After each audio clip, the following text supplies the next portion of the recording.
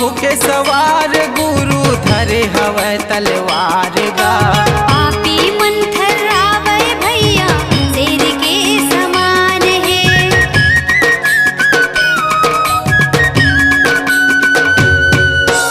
आजू बाजू माँ बब्बर शेर बीच में गुरु गोसाई। छाती वाला वो मोर गुरु गोसाई। सतनामी राजा के बलिदानी राजा के, सतनामी राजा के बलिदानी राजा के जय जयकार लगाना है। बलिदानी राजा के जय जयकार लगाना है। सतनामी राजा के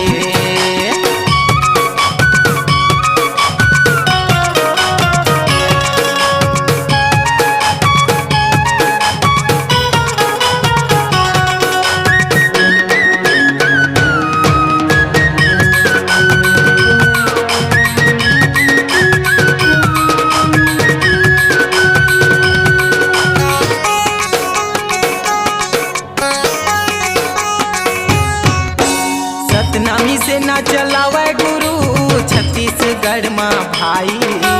दुनिया माँ बाबा के नाम चलत है बालक दास गोसाई।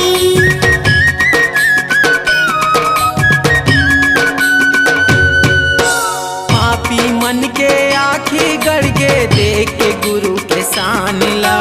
और बंधा माँ जी वह छुट गए 1868 में भाई। सतनामी राजा के बलिदानी राजा के, सतनामी राजा के बलिदानी राजा के जय जयकार लगाना है। जय जयकार लगाना है। जय जयकार लगाना है। जय जयकार लगाना है। सतनामी राजा के जय जयकार लगाना है। सतनामी राजा के जय जयकार लगाना है। सतनामी राजा के जय जयकार लगाना है। बलिदानी राजा के जय जयकार लगाना है।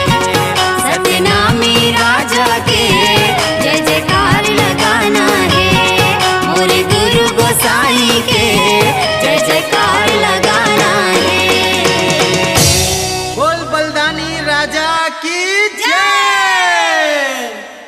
छत्तीसगढ़ी लोक कला मंच मीत के माया की प्रस्तुति। कार्यक्रम हेतु संपर्क करें मोबाइल नंबर 7828285822 6263805746।